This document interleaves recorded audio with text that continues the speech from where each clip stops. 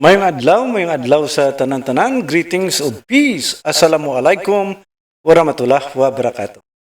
Istoryanta naman subong sa aton nga topiko diri sa Social Pension Program violations. Si Lula Maria. Istoryanta ni si Lula Maria. Sinobra ini siya anong natabo in relation sa social pension. So ini ang mga violation ini sang mga barangay official sa sa mga pensionado. Okay, no, tugoy istoryanta. Before anything else, ari anay ang mga importante nga mga panundo. Ako si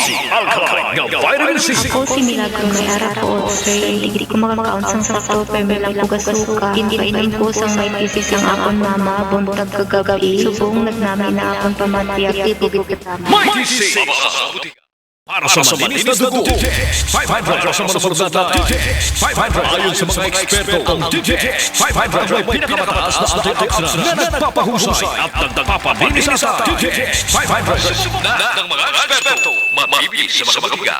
Ako si Gabriel, nagalibugin na nga ang ulo kung paano magpaniwang kaya wala tayong mag-exercise. Ginawan ko inom, ang bitribayo, with bisyo, weeks ko pala mag-inom. Nabansyagan ko ng pagkalok sa akong dinalo, nagamay na akong umuyon. Okay, no, istoryanta subong si Lula Maria. Subong amo ang SOCPEN 103. Ikatatlo na naton subong episode about sa mga violation sa mga social pensioner sang mga barangay official. Before anything else, gusto ko tani mag-subscribe ka mo, i-share ninyo sa iba na inyong mga amigo, mga pensionado. Okay, sige. Subscribe, i-share, like, kag mag-comment. Parang the moment nga may notification ka mo dira, nga gin-switch on ninyo, makabaton ka mo. Sining aton nga mga episode, every now and then nga maghimo kita. So welcome sa aton nga programa. Ang istoryanta subong about si Lula Maria. Ining example, Lula Maria, napatay siya last year. Pero ang iyang ngalan sa listahan sang social pension, ara pa, patay na, pero ara pa gyapon iyang ngalan. Dapar yung mamblas sa mga staff diri sa barangay, sa mga barangay ninyo, na-terminate na, wala nagaobra, pero ang ngalan nila ara gyapon. Idra pangita kwarta ang mga barangay official, mga friends and relatives. So ginambal ko na ining atong na programa para sa tanan ini. Buti nga 61 barangays, may mga kapitanis, may mga opisyalis para gid ini sa inyo. Of course, sa mga tupad ng mga kabaranggayan sa syudad sang Bacolod, like for example, Talisay, Silay, Bago, sa dito abi sa Don Salvador or diri sa Murcia, ang mga katupad nga mga barangays or mga syudad kagabanuhanan nga may mga barangay official, pamati kamo kagang sa tanan nga malabutan sining aton nga programa, pamati. Kay amo ini gina isa-isa ta, tultol ta, ginadig up ta ang mga violation sa mga barangay officialis. Ang kakatabo sinidre ngati makamanig sila So amo ini no, si Lula napatay na last year. Pero ang ngalan niya ragyapon, pero someone else received her pension, patay na siya, pero may nagabaton sang iyang pension. Kaya nga, wala man na report dito sa mga barangay officials sa DSWD nga amo ang garili. Sorry. Naga ubo-ubo ta gamay. Bago ta kakaon abising mga pagkaon nga nakapakarhat sa aton nga ang aton nga tutunlan. So okay na, no? Okay. So may nagabaton sa nga pensyon. Dako nga problema, no? Patay na, pero sige gyapon release ang pensyon kag may nagakubra sang kwarta sang patay na nga pensioner. Ang iya pamilya wala kabalo. Pamilya sining napatay na, wala nakabalo nga may mga pensyon gyapon gali nagabot. So ang mga barangay official wala nila gin-remove ang ngalan. Di kimi kwartahan mo. Makwartahan sa gyapon kung pila dira ka inang 3 months quarterly nga nagagwa ang ngalan sining patay na, di kundi makakwarta gyapon ang mga kurap nga mga opisyales. Amo ni, no? So senaryo ini kung paano ang mga violation nga ginahimo sa mga barangay official. So patay na. Ari isa-isahon tagamay. Patay nga person ara gyapon sa listahan sang mga pensyonado kag nagabaton gyapon pensyon. Ang iyang ngalan ang iyang ngalan ginagamit sa gyapon sa pag-claim sa mga pensyon. Di sinong nakabalo nga patay na siya, ngalan niya gyapon ang ginagamit. Kundi ang mga barangay official, kaya ang mga barangay official amo sa gyapon ang naga-forward sining mga ngalan dito sa OSCA manda or dito sa DSWD national. Ti amo ni ang senaryo nga ang mga opisyales kabalo sila nga patay na. Pero wala gyapon nila ginkuha ang ngalan sang patay sa mga beneficiaries. Ang natabo sini ginakolekta gyapon ang pundo. Kag to the moment nga illegal by others, illegal nga pagkuha. Tapos na iya sa mga barangay official nga mga kurap. Himuan lang na nila yakwan authority or himuan nila bag-o nga dito nga ID.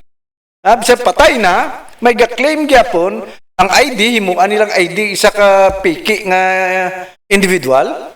Amo nga ngalan, may resident certificate man, may barangay certificate man. Hindi kolekta gyapon, illegal galing.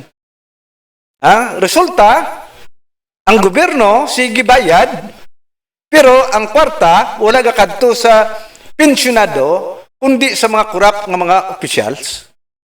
Amo ni mga friends and relatives, ang isa ka senaryo nga dapat naton intindihon kag dapat naton ikalat nga mga information kay hindi ta na gusto nga ang mga barangay official maging kurap, mga friends and relatives. Piki ginakakalaw ay mga friends and relatives. Ano ang violation sini? Mga violation sini, my friends, gin-include ang patay. Number 1, gin-include ang patay. Dahil ang kido may nagatawag sa akon, i-switch off ko anay ang akong cellphone. Okay. Gin-include nila ang patay nga individual nga pensyonado sa listahan. Kabalo sila nga patay na. Kay gapangayo nila death certificate mo sa barangay. Di kun mabalaan na nga patay na siya, pero sa gihapon ang listahan niya wala gin-erase. May mga senaryo pagid sini nga wala lang nila ginapabalo ang opisina, ang DSWD or ang OSCA, ang local DSSD, wala nila ginapabalo nga patay na. Kundi ang listahan sige gyapon kay wala man time niya ang mga taga DSSD or DSWD to confirm, to evaluate. Wala sila kapanaog mo. Ang kapanaog da iya mga barangay personnel, labi na gid ang mga barangay official or labi na gid ang mga opisyales sang mga senior citizen. May presidente na may vice president, may treasurer, may opisyalis sila. So, kabalo sila, nga patay na. Kaya ining mga patay, mostly, magpalubong sila, nagapangayo sila, sang death certificate ang barangay. Para ma-certifyan, nga patay na. Buti nga nun, kabalo ang taga-barangay. Pero wala nila gina-report gani sa DSWD or sa DSSD. So, sa gihapon, sige tubod ang pensyon. Ang natapusin na dire, isa ka violation na di, failure to update and validate records. Amo nang ginahimo sang mga foul ball, sang mga taga-barangay or mga barangay officials. Ang natapusin na, misuse of funds for personal gain. Nakuha na, dinagkanto, sa laing nga bulsa. Sa bulsa, sang mga hakugan ng mga barangay official, kung inang kwarta, gamiton niya sa iya pang personal, so that at least another violation, mga friends and relatives. Misuse of funds for personal gain. Isa pa, gross neglect of official duty. Kay duty niya sa mga taga-barangay mong nga i-update ang records sang senior citizen kung patay na, dapat ipa-erase nila dito para may bag-o. May bag-ong mag-replace sa among nga patay. Kay kuta-kuta kung isang gobyerno, ginakulang ang pondo sang gobyerno. So at least kahit papano, makadto sa bag-o nga beneficiary. Legitimate nga beneficiary. Hindi kay illegitimate nga nagkobra, hindi man senior citizen, gin-authorize lang sa mga hakugan ng mga barangay official. Amo nga katabo, mga friends and relatives. So this is 103, sining sokpen naton, kag kabay, magkuan kita, hibaluon ta ang initanan ng mga bagay-bagay, mga friends and relatives. Ialbaw mo. Amo nang problema kung sa kuan pa, kung may ara problema, anong himuon? Ialbaw mo. Kay si albaw, amo niya ang mag-isa-isa.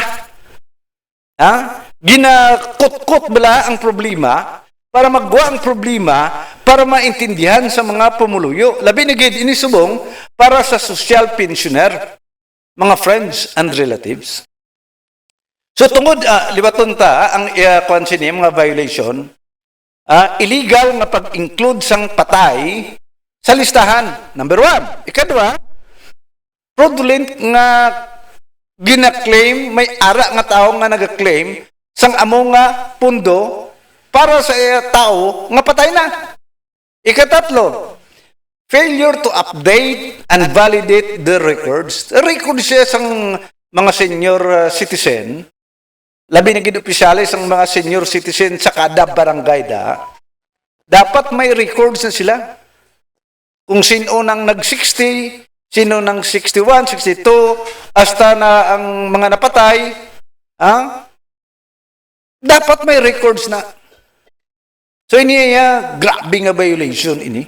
Kwarta sang patay, ginagamit sang buhi nga hindi man senior citizen. Hindi pa sila qualified para magkaroon sang social pension. Isa pa, gross neglect of official duty. Amo na, no? So, sila ng mga violation, may mga corresponding penalty, mga friends and relatives. Ialbaw mo. Nan. Ano ang mga corresponding ng mga penalty? Legal provision. May legal provision, kabalo ka kita, nabase kita sa layi mo. Sa layi. Ang layi among guide sa aton kung ano ang dapat himuon, kung anong legal, ano ang illegal. So, may mga legal provision nga ginapaghit sa aton nga mga Republic Act. So, ining Republic Act 994, Section 3 and 4, May ara dapat ang LGU must maintain accurate records. I-remove ang mga patay na. Ang mga beneficiary dapat i-required nga paibalon ang mga buhi. So, false claim are illegal. I-claim mo yan mismo nga patay na to, maklaim ka pa. Di kung kaysa sugo man sa mga barangay official mo. Kag sila man mismo ang gahimo sang mga authorization. Ya patay na to, Pro Aryo. Gin-authorize ka, butang sa ngalan, Miss XYZ, gin-kwan ka, gin-authorize sang patay, hindi siya makaklaim kay sakit iyatiil. Kunyari, dabuhi pa bala? Sakit kuno yung arthritis. Nyati, ikaw lang niya maklaim. I-certifyan man sang barangay, labi na ginang barangay kapitan, treasurer kag sekretary, i-certify nila, nga makubra sang isa ka illegal nga individual. The false claim are illegal and punishable. Amuning ginahambal sang layi mga friends and relatives. Kag kung gamiton mo ang kwarta, hindi mo kwarta, gin-kubra mo, gin-gamit mo, Anti-Graft and Corruption ina. Republic Act 3019. So, ara na, kung mag-violate ka, sining mga legal provision, ari ang imo nga mga penalty. May civil liabilities, illegal claims cause loss of public funds. Kwarta na sa gobyerno. Gin-claim mo yung imo nga hindi ka pwede mag-claim, kaya hindi ka man ang senior citizen. Mga civil liabilities, officials must return the misused funds. Dapat ibalik na yan ang kwarta. Kaya iya na iya sang patay. Kag ang gobyerno, at least kahit papano, mahatag sang gobyerno sa iban. Hindi dito sa bulsa sang mga korap nga barangay officials. Joint and several liability may apply. Damo di mga liabilities, mga friends and relatives. Ang gobyerno pwede makarecover pinaagi sa paghatag sing kaso.